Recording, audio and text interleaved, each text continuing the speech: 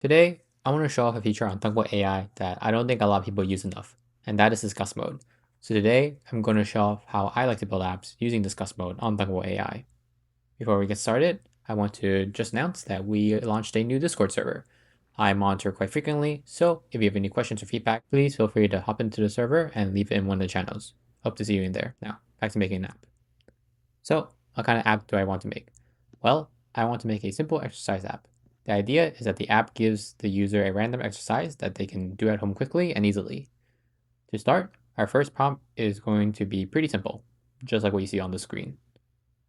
So now that the app has finished generating, we can see that the AI actually has some suggestions for how we can improve the app, whether that's new features or changes.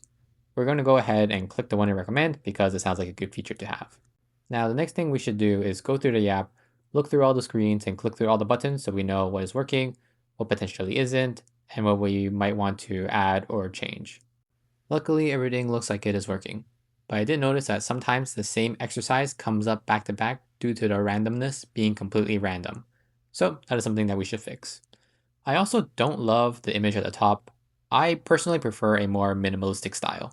The favorite screen and the history screen works perfectly though, so no need to make any changes there for now. So let's start fixing things up using discuss mode. Now, if you're not sure how to get into discuss mode, all you have to do is click the discuss mode button in the chat, which turns the chat box purple, which indicates that it is in discuss mode now. Then all you need to do is type in what you're thinking of changing, and the AI will go ahead and think through the best way to do that. Afterwards, the AI will have a button at the bottom of the suggestion that you can press to implement that change automatically. No need to manually retype everything again. Now let's fix the difficulty section using discuss mode. I don't know exactly what I want it to look like, but I know that it doesn't look great right now. So with discuss mode, I can tell it that that area has an issue and ask it to provide me with some options to pick from. It came back with two options, and after reading through both of them, I told the AI I preferred the second option. However, I ran into a few more UI issues afterwards that I continued to prompt through to fix. First, the difficulty buttons were squished. Then the padding was in the wrong section, but after a little bit of prompting, I got it looking and functioning exactly how I wanted. Now let's work on fixing the randomness. This is the prompt that I use, and below is what the AI came back with. After one prompt, I was able to improve the randomness so that the same exercise can't come up multiple times in a row. Now that the app is in a state that I want it to be, we can try adding a new feature using discuss mode. One noticeable problem is that the pool of exercise is pretty small.